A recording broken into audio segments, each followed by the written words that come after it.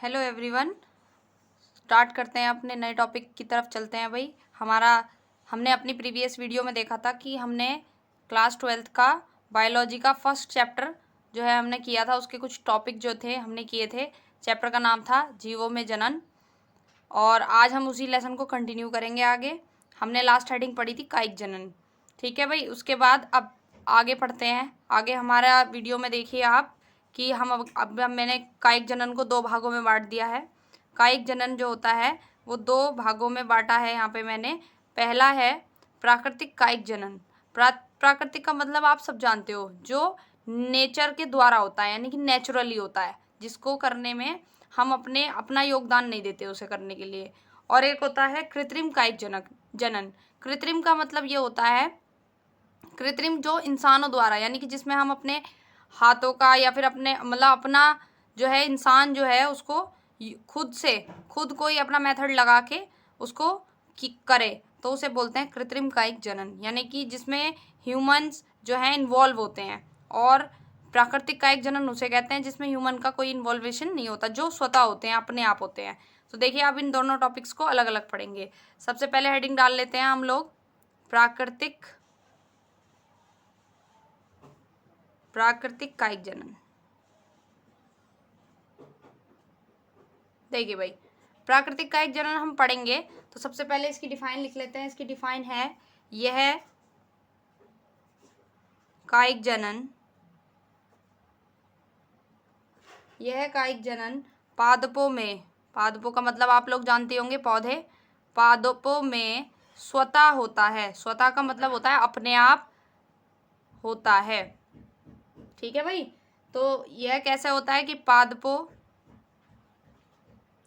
के कायिक भाग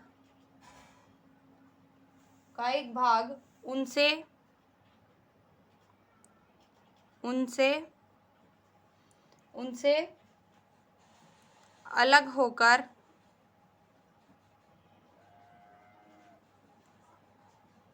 नए पादप का निर्माण करते हैं, तो उसे प्राकृतिक कायिक जनन कहते हैं। अब देखिए, प्राकृतिक कायिक जनन का हम एक सिंपल सा उदाहरण ले लेते हैं। हमने अपने घरों में भी देखा होगा, आप लोगों ने देखा होगा, आलू पे जो है बर्ड निकल आते हैं, ग्रीन ग्रीन बर्ड आ जाते हैं। और आपने प्याज भी देखी होगी, प्याज में जो है ग्रीन ग्रीन ऊपर से उसमें भी वो, अगर आप थोड़ा सा मॉइस्चर मिल जाए, उसको नमी मिल जाए, लहसुन में भी ऐसी होता है, अगर थोड़ा सा नमी मिल जाए तो वो ऊपर से क्या हो जाती है, ऊपर से ऐसी हो जाती है कि उसको हम बो सकते हैं। तो वो हमने थोड़ा ही ना किया है, वो तो स्वतः हो रहा है अपने आप, कि जो उनमें चेंजेस आ रहे हैं, तो उसे बोलते हैं प्राकृतिक कायिक जनन। क्या बोलते हैं भाई इसको? प्राकृतिक कायिक जनन। कि यह कायिक जनन पादपों में स्वतः होता है, यानी कि अपने आप होता है पादपों में। उसमें किसी ह्यूमन की या जो हम अपनी हेल्प से उसको नहीं करते, कि हम उसको चाहें कि उसमें से ऐसे अंकुरण फूट जाए, ऐसा कुछ नहीं है, वो अपने आप होता है। पादपों के कायिक भाग उससे अलग होकर नए पादप का निर्माण करते हैं। और जो जहाँ पे आपने देखा होगा कि जहाँ से बर्ड निकल आएगा, उसी को अगर हम बो देंगे तो उससे क्या निकल आता है, नया पौधा निकल आता है। तो उसे ही बोलते हैं प्राकृतिक कायिक जनन। समझ में आया आप सभी को? अब देखिए, कई तरीके से हो सकता है प्राकृतिक कायिक जनन। देखो, पहला हम लिख सकते हैं जड़ों द्वारा। अब जड़ भी किसकी? जैसे सपोज करो भाई, हमने ले ली मांसल जड़ों द्वारा। अब ये कौन सी जड़ होती है भाई? मांसल जड़ कौन सी होती है हमारी? ये होती हैं कि कुछ मांसल जड़ ऐसी होती हैं जो अपस्थानिक कलिकाएं द्वारा नए पादप का निर्माण करके कायिक जनन करती हैं। उदाहरण के लिए मान लिया हमने शकरकंद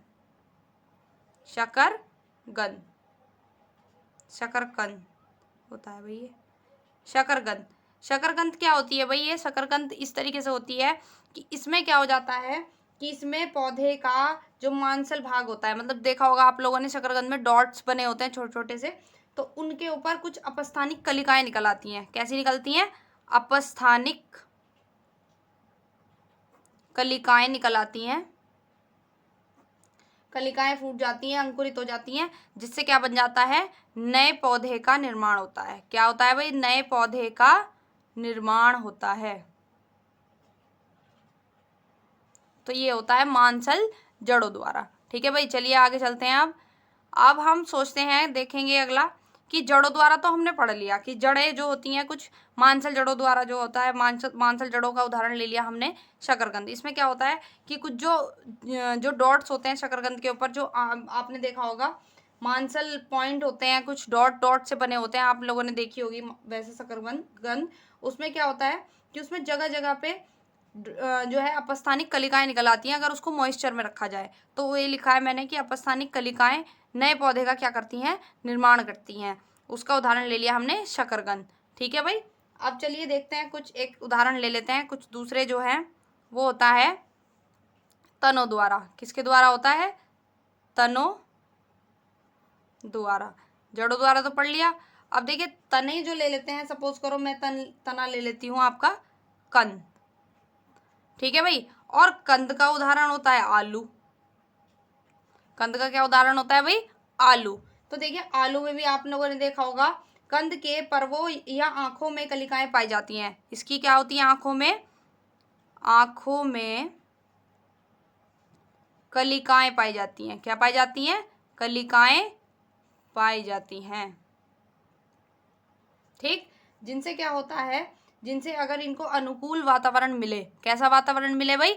अनुकूल वातावरण मिले, तो क्या होता है, इनसे ही नए पादप का निर्माण हो जाता है। यहाँ लिख देती हूं मैं, अनुकूल वातावरण मिलने पर नए पादप का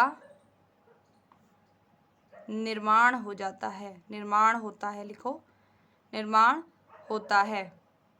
देखिए भाई, तो इसी तरीके से कि आप लोगों ने सबके घर में आलू होते हैं, आज सबने देखे भी होंगे। तो आलू में जो है बारीक बारीक आपने देखा होगा, उसमें भी आंखें सी पाई जाती हैं। उन आंखों में से कभी कभी क्या हो जाता है, ग्रीन ग्रीन, जब उसको अनुकूल वातावरण का मतलब यहाँ पे ये है कि जब उसको थोड़ा सा मॉइस्चर मिल जाए कहीं से, तो मिलने पर क्या हो जाता है, नए पादप का निर्माण होता है। उसी आलू को अगर आप बो देंगे तो उससे उसका पौधा निकल आएगा, और उसके नीचे फिर आप जब समय आएगा उसका, जब उसको हार्वेस्ट करने का समय आएगा, तो उससे क्या आएंगे, उसके नीचे आपको बहुत सारे आलू मिलेंगे। ठीक है भाई, तो ये होता है तनु द्वारा। अगर देखिए भाई, आपको जो मैं यहाँ नोट्स में लिख रही हूँ आप नोट कीजिए कॉपी में। ये बिल्कुल आपको क्लियर नोट्स हैं, पूरे कंप्लीट नोट्स हैं। आप इसको लिखते रहिए तभी आपको, ताकि आप रिवीजन जब करें तो आपको जो है याद होता रहे। ठीक है भाई, चलिए अब चलते हैं नए उस पर कि हमने पढ़ लिया कि कंद द्वारा। आप सोचते हैं और कोई एग्जाम्पल ले लेते हैं। चलिए देखिए, वैसे इसमें इतना ज़्यादा कुछ तो नहीं है, पत्तियों द्वारा भी होता है। एक पत्तियों द्वारा कैसे होता है कि एक ब्रायोफिल्म की पत्ती होती है। ठीक है भाई, एक ब्रायोफिल्म की पत्ती होती है, उसके ऊपर क्या होता है, बारीक बारीक से क्या निकल आते हैं, पौधे निकलवाते हैं। उन्हीं पौधों को अगर हम निकाल के कहीं रोप दें तो क्या होता है, उससे भी नया पौधा बन जाता है। मतलब अगर आप चाहें तो लिख सकते हैं पत्तियों द्वारा में आता है ब्रायोफिल्म की पत्ती। ठीक है भाई, मैं लिख रही हूँ यहाँ थर्ड, पत्तियों द्वारा। तो मैंने उसका उदाहरण लिख लिया ब्रायोफिल्म की पत्ती। ठीक है भाई, ब्रायोफिल्म की पत्ती होती है, एक पत्ती होती है भाई। ठीक है भाई, तो ब्रायोफिल्म की जो पत्ती होती है उसमें क्या हो जाती है, उस पत्ती के चारों ओर क्या निकल आते हैं, छोटे छोटे से, जब उसको अनुकूल वातावरण मिलता है तो उससे भी क्या निकल आता है, नया पौधा निकल आता है। तो इसी को बोलते हैं प्राकृतिक कायिक जनन। यानी कि प्राकृतिक कायिक जनन उसे कहा जाता है कि जिसमें पादपों में जो चेंज होता है वो स्वतः होता है। स्वतः का मतलब अपने आप होता है। एक इंसान या हम लोग उसमें क्या होते हैं, अपना इन्वॉल्वमेंट होता है उसको नहीं डालते, हम अपने आप को इन्वॉल्व ही नहीं करते उसके अंदर। जो स्वतः होता है वो भी किसी अनुकूल वातावरण में। ठीक है भाई, समझ में आया है आप सभी को? चलिए अब चलते हैं अपने नए टॉपिक की तरफ। हमारा अगला टॉपिक है, अब हमने पढ़ा था पीछे कि प्राकृतिक कायिक जनन हो गया दो टाइप का, प्राकृतिक कायिक जनन और कृत्रिम कायिक जनन। तो हमने उसका प्राकृतिक तो पढ़ लिया, अब कृत्रिम पढ़ लेते हैं। कृत्रिम क्या होता है? कृत्रिम का मतलब होता है जो इंसानों द्वारा, यानी कि हम खुद करते हैं। चलिए भाई पहले लिख लेते हैं इसके बारे में, कृत्रिम कायिक जनन। मैं लिख रही हूँ हेडिंग, कृत्रिम कायिक जनन। चलिए भाई देखिए, पढ़ेंगे अब कृत्रिम कायिक जनन के बारे में। चलिए देखिए, कृत्रिम कायिक जनन किसे कहते हैं। मानव द्वारा पादपों में कायिक प्रवर्धन हेतु कृत्रिम विधियों का प्रयोग किया जाता है। अब देखिए, जिस कृत्रिम कायिक जनन, आप ऐसे समझिए कि कृत्रिम कायिक जनन उसे कहा जाता है जिसमें मानव अपनी कुछ कायिक प्रवर्धन लगा के, मतलब अपनी कुछ टेक्निक लगा के उसको बोया, मतलब किसी भी पौधे को बोता है, तो उसको कहते हैं कृत्रिम कायिक जनन। या आप ऐसे समझ लीजिए कि जिन पौधों के बीज नहीं पाए जाते, जैसे गुलाब हुआ, गन्ना हुआ, तो उनको रोपने के लिए जो विधियां लगाई जाती हैं वो सारी कृत्रिम कायिक जनन कहलाती हैं। मतलब इसमें ह्यूमन क्या करता है, कुछ केमिकल्स का यूज़ करेगा, कुछ फर्टिलाइज़र का यूज़ करेगा, मतलब किसी ना किसी तरीके से पौधे को रोपना, और वो भी उन पौधों को जिनके क्या नहीं होते हैं, बीज नहीं होते, या बीज जिनमें पाए ही नहीं जाते, उनको हम क्या सोच सकते हैं कि उसी प्रोसेस को आगे बढ़ाने के लिए जो है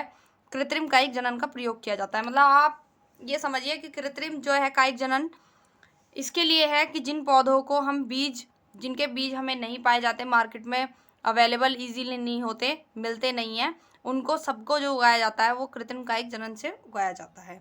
तो देखिए, सबसे पहला ऐसा ही एक उदाहरण देखते हैं, कलम लगाना। आप सब ने सुना होगा कलम लगाना, कलम लगाते हैं हम लोग, कलम लगाना। कलम किस किस की लगाते हैं भाई, गुलाब की लगाते हैं।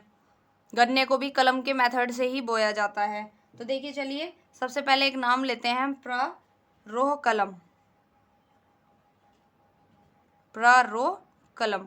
तो देखिए, इस कलम के जो उदाहरण होते हैं वो होते हैं गुलाब और गन्ना, गुलाब और गन्ना। सभी ने मोस्टली देखा होगा, गुलाब भी देखा होगा, गन्ना भी देखा होगा। तो देखिए, इनको बोया कैसे जाता है। सबसे पहले इनके जो है टुकड़ों को तिरछा काटा जाता है। क्या किया जाता है, सर्वप्रथम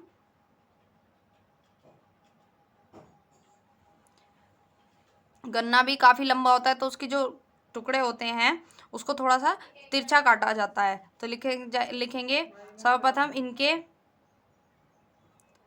छोटे तथा तिरछे टुकड़े जमीन में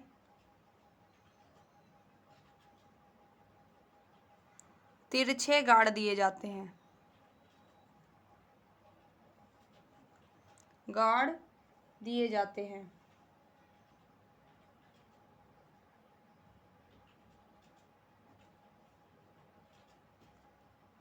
या दबा दिए जाते हैं। तो उससे क्या होता है कि कुछ समय बाद देखा होगा आपने कि उस पर छोटी छोटी पर्व संधियां निकल आती हैं। कुछ समय बाद उन पे क्या निकल आती हैं भाई, पर्व संधियां निकल आती हैं। लिख देंगे, कुछ समय बाद उन पर पर्व संधियां निकल आती हैं, या इसको निकल ही लिखो भाई, निकल आती हैं।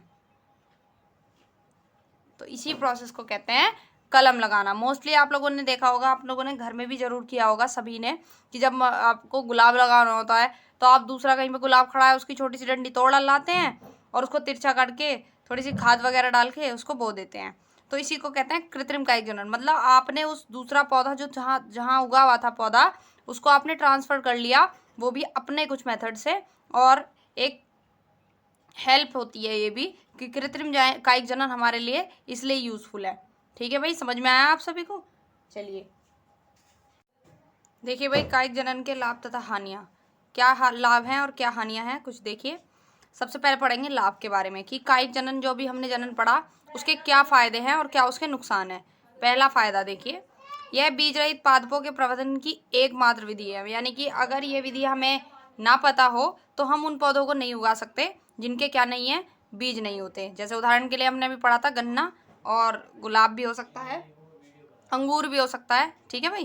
तो देखिए, उसके बाद क्या है, पादपों की संख्या में कम समय में तीव्र वृद्धि होती है। जो पादप होते हैं उनकी संख्या में कम समय में क्या हो जाती है, जल्दी जल्दी बड़े होते हैं वो, उनकी जो डेवलपमेंट होती है वो बहुत फास्ट होती है।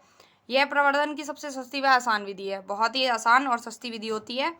उसके बाद पादपों में विशेष लक्षण पीढ़ी दर पीढ़ी बने रहते हैं। जो कोई स्पेशल अगर लक्षण आ गया है पीढ़ी में, तो वो हर पीढ़ी में क्या रहता है, बना रहता है। मतलब कहीं जाता नहीं है लक्षण, ऐसी का ऐसी हर पीढ़ी से दूसरी पीढ़ी में ट्रांसफर होता रहता है। अब आती है बात हानियाँ। हानियाँ देखिए क्या होगा, इस विधि के द्वारा नई जातियाँ उत्पन्न नहीं की जा सकती। मतलब अगर हम कुछ नया डेवलपमेंट करना सोचें तो हम उसको जो है नहीं उत्पन्न कर सकते। तो लिखा है साफ साफ कि इस विधि द्वारा नई जातियाँ उत्पन्न नहीं की जा सकती। पादपों की प्रजनन क्षमता भी क्या होती है, कम होती जाती है। मतलब जैसे जैसे पादप प्रजनन करते रहेंगे हर पीढ़ी से दूसरी पीढ़ी तक, तो उनकी प्रजनन क्षमता भी क्या होती चली जाएगी, कम होती चली जाएगी। और लास्ट है संतति दुर्बल होती हैं। हर बार की जो संतान होगी वो पहले वाली संतान से क्या होगी, दुर्बल होती चली जाएगी। तो आई होप समझ में आया होगा। अब चलते हैं अपने नए टॉपिक की तरफ। चलिए भाई देखिए, अब पढ़ेंगे आज हम अलैंगिक जनन के लाभ तथा हानियाँ। पहले आता है लाभ। कुछ लाभ पढ़ लेते हैं, क्या क्या बेनिफिट्स होते हैं अलैंगिक जनन के। हमने अलैंगिक जनन पढ़ा था कि जिसमें केवल सिंगल पेरेंट्स होते हैं। तो देखिए इसकी कुछ लाभ लिखते हैं। पहला लाभ है, यह है एकल जनक द्वारा होता है। ये इसका पहला लाभ है। ठीक है भाई, और भी लिख सकते हैं इसमें, और जनन के निश्चित होने की संभावना अधिक होती है, ऐसे भी लिख सकते हैं। और जनन के निश्चित होने की संभावना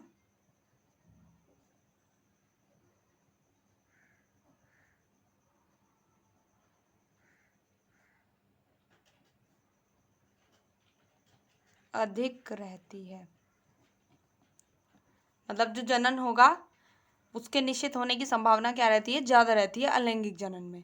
और ये क्या लिखा पहले कि यह एकल जनक द्वारा होता है। तो ये इसका पहला लाभ है। चलिए देखिए दूसरा लाभ। दूसरा लाभ है, इसमें गुणन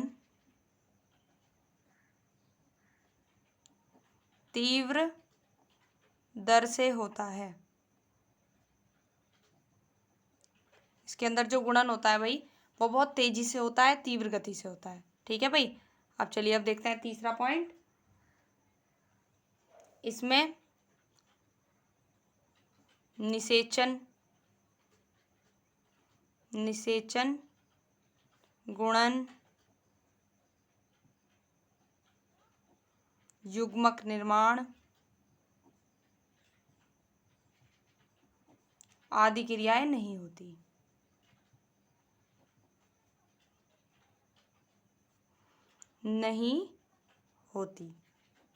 ठीक, और एक और लाभ देखिए भाई, इसमें जो संततियां होती हैं, संततियां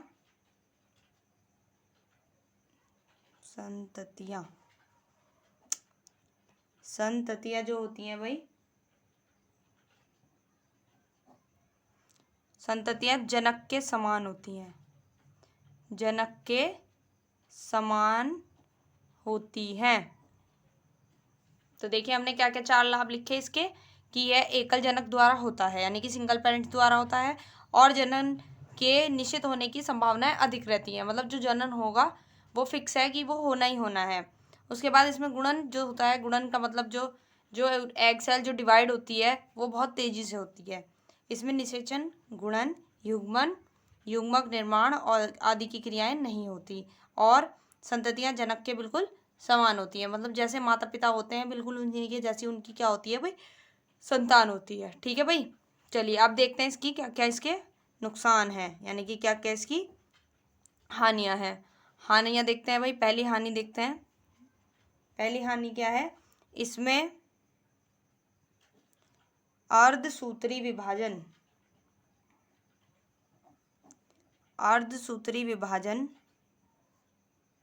नहीं होता है। ठीक है भाई, और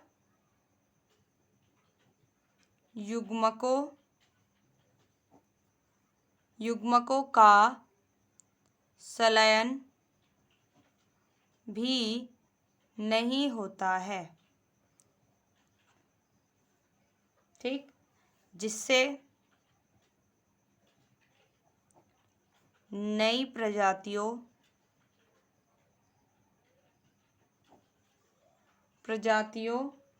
का विकास नहीं होता है। ठीक है भाई।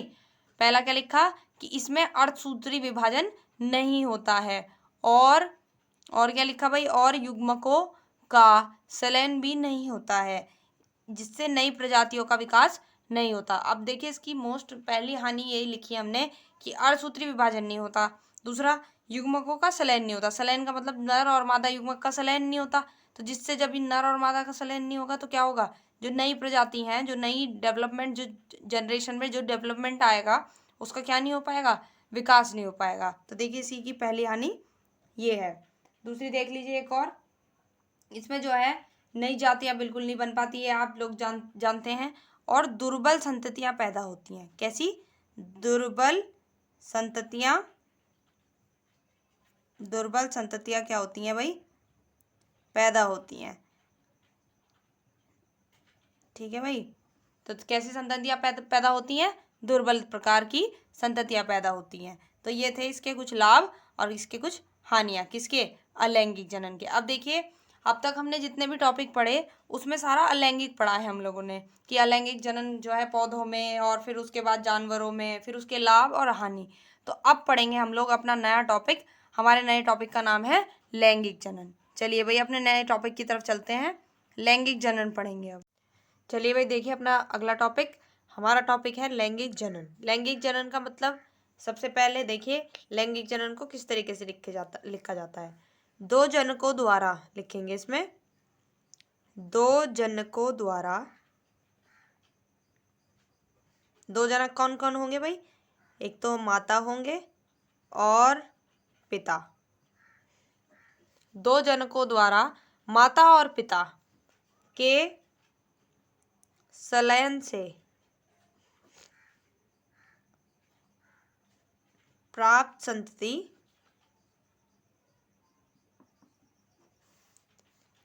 को ही लैंगिक जनन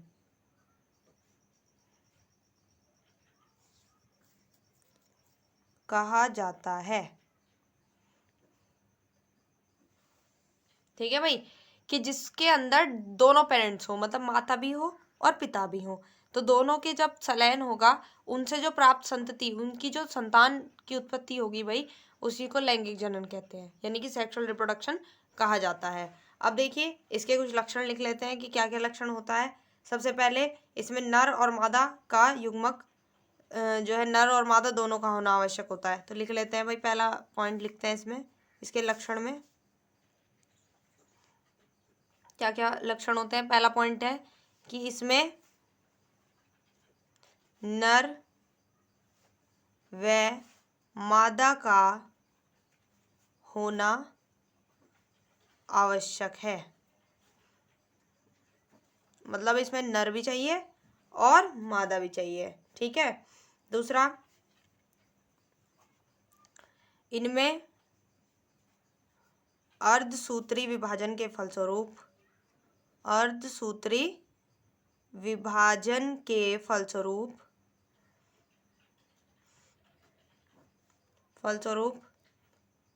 युग्मकों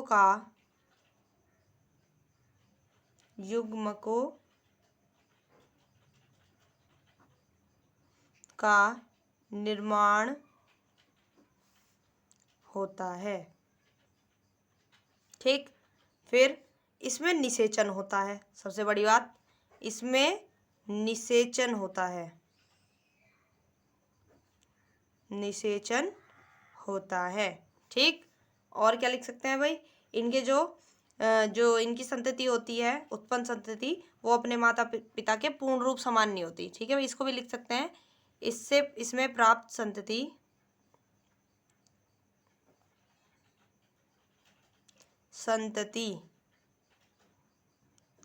पूर्णतः माता पिता के समान नहीं होती, माता पिता के समान नहीं होती, मतलब कि उसके अंदर जो संतान होती है उसमें थोड़ा कहीं ना कहीं क्या होता है भाई, चेंज पाया जाता है। तो देखिए दोबारा देखिए लक्षण, इसमें नर व मादा का होना आवश्यक होता है, बहुत जरूरी होता है, बिना या एक जने के ये क्रॉस या ये जनन संभव नहीं है। उसके बाद इनमें अर्धसूत्री विभाजन के फलस्वरूप क्या होता है, युग्मकों का निर्माण होता है। युग्मक मतलब गैमेट्स बनते हैं, ठीक है। इसमें निषेचन होता है और इसमें प्राप्त संततियां पूर्णतः माता पिता के समान नहीं होती। जैसे हम लोग हैं, देखा होगा, हमारे कुछ गुण हमारे पेरेंट्स से जरूर मिलते हैं, लेकिन हम पूरी तरह से समान अपने माता पिता जैसे नहीं होते। अब देखिए, जीवन की कुछ प्रावस्थाएं होती हैं इसी तरीके से कि हमारे जीवन में कुछ अवस्थाएं आती हैं। ये बात आप सभी भी जानते हैं कि जीवन चक्र की कुछ प्रावस्थाएं होती हैं, अवस्थाएं होती हैं। तो लिखेंगे हम कौन कौन सी होती हैं। जीवन चक्र की अवस्थाएं।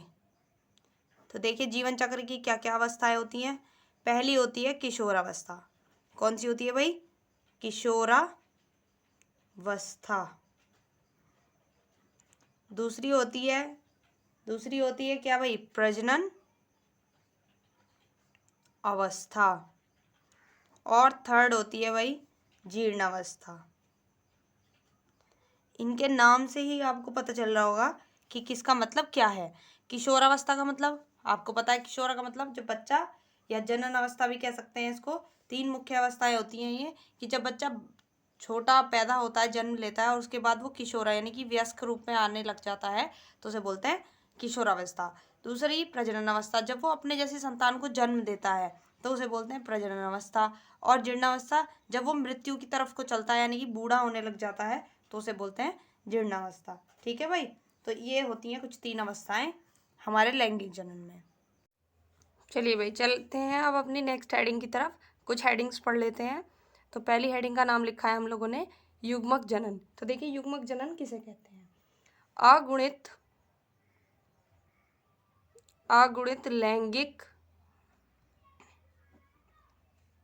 अगुणित लैंगिक कोशिकाओं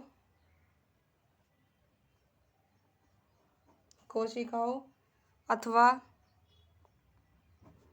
युग्मकों के निर्माण एवं विभेदन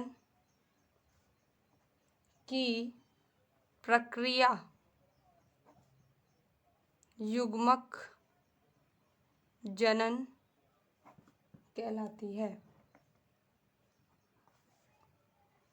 ठीक है भाई, तो देखिए, युग्मक जनन समझेंगे अब किसे कहते हैं।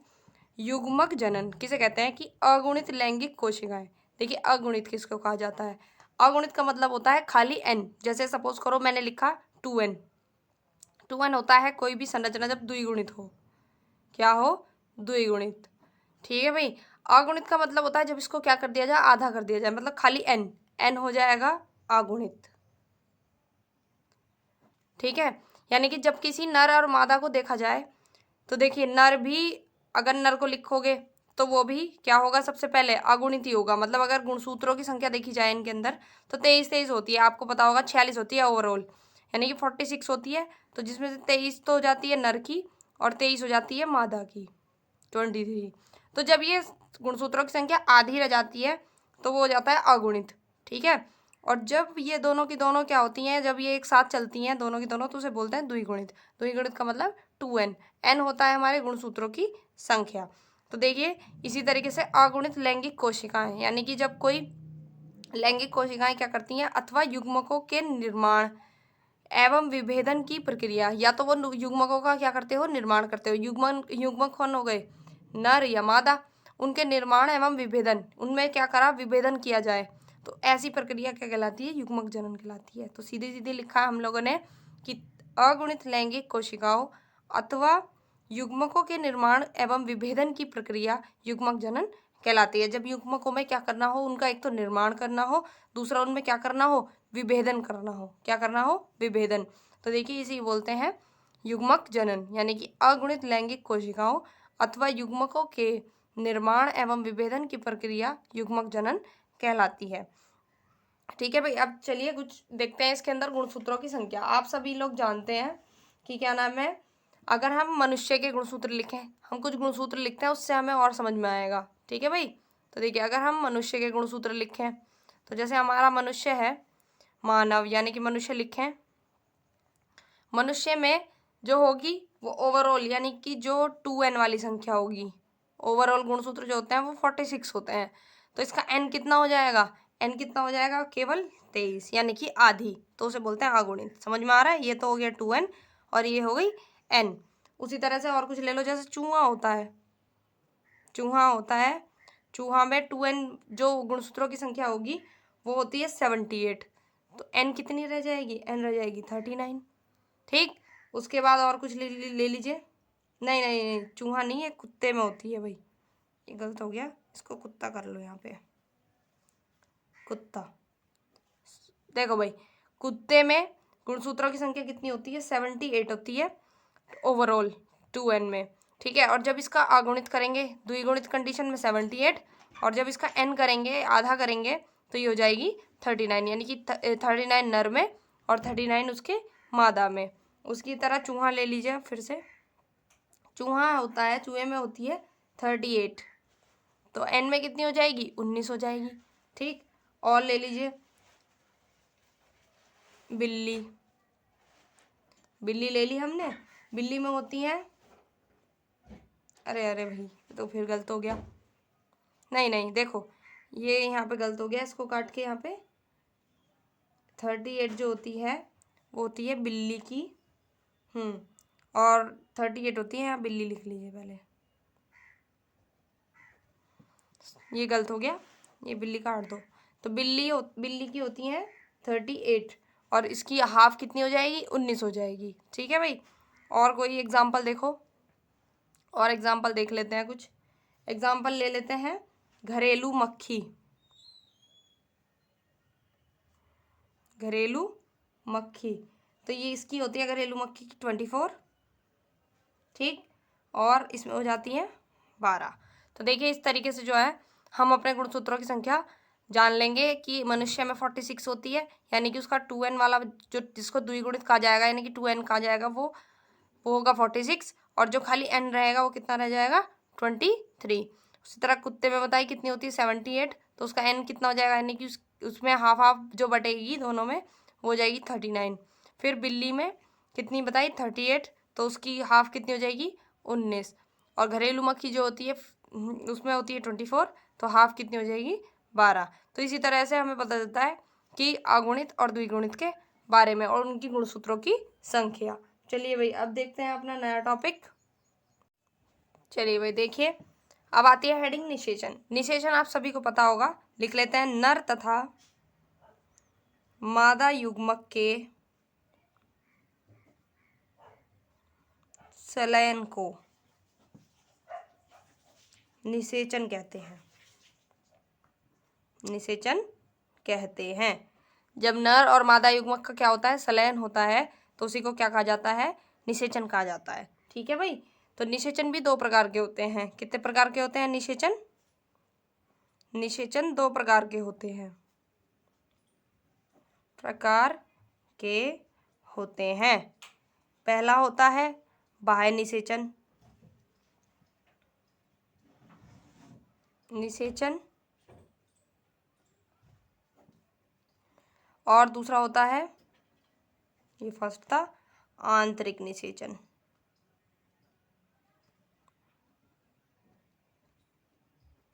ठीक है भाई, तो निषेचन कितने प्रकार के होते हैं, दो प्रकार के, एक होता है बाह्य निषेचन और दूसरा होता है, क्या होता है, आंतरिक निषेचन।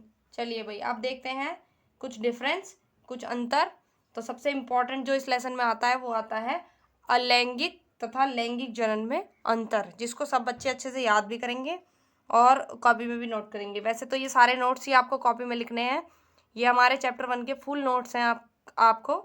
आपको इस वीडियो में जो आपको मिल रहे हैं ये पूरे के पूरे नोट्स हैं, आप इसको कॉपी में नोट कीजिए, पढ़िए, समझिए। ठीक है भाई, तो चलिए आगे चलते हैं अपने नए टॉपिक की तरफ। हमारा नए टॉपिक का नाम है अलैंगिक तथा लैंगिक जनन में अंतर। चलिए भाई देखिए अंतर, अलैंगिक तथा लैंगिक जनन में अंतर। पहला अंतर, पहला डिफरेंस पढ़ते हैं।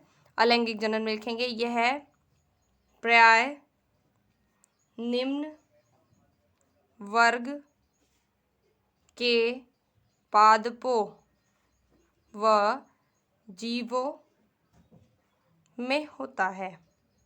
ठीक है भाई, कहने का मतलब यह है कि यह निम्न वर्ग के मतलब जो लो क्वालिटी के पादप होते हैं उन तथा जीवों में होता है। कौन सा जनन? अलैंगिक जनन। दूसरा फर्स्ट देखिए लैंगिक में यह लगभग सभी प्रकार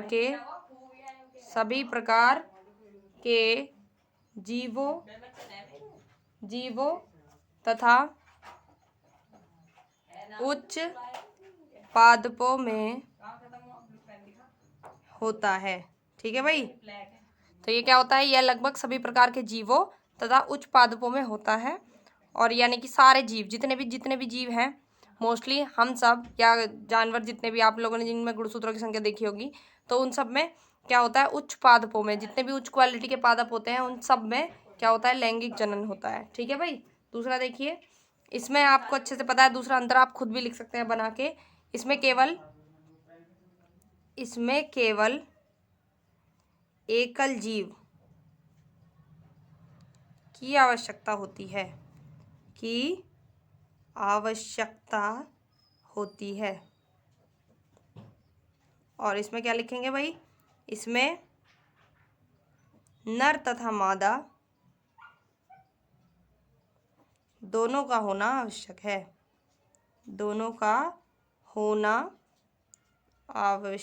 है। ठीक है भाई। ये तो केवल एक ही जीव से हो जाता है निषेचन, मतलब सॉरी, इसमें अलैंगिक जनन केवल एक ही जीव की जरूरत होती है इसके अंदर, लेकिन लैंगिक जनन में नर और मादा दोनों की क्या होती है? दोनों ही आवश्यक होते हैं। थर्ड देखिए, युग्मकों का निर्माण नहीं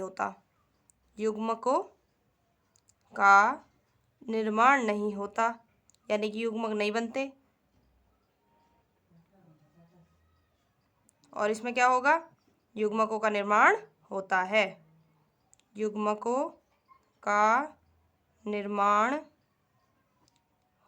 है। फोर्थ देखिए, इसमें निषेचन नहीं होता। ये सब बातें आप लोग अच्छे से जानते हैं। इसमें निषेचन नहीं होता। और इसमें क्या लिखेंगे भाई? इसमें निषेचन होता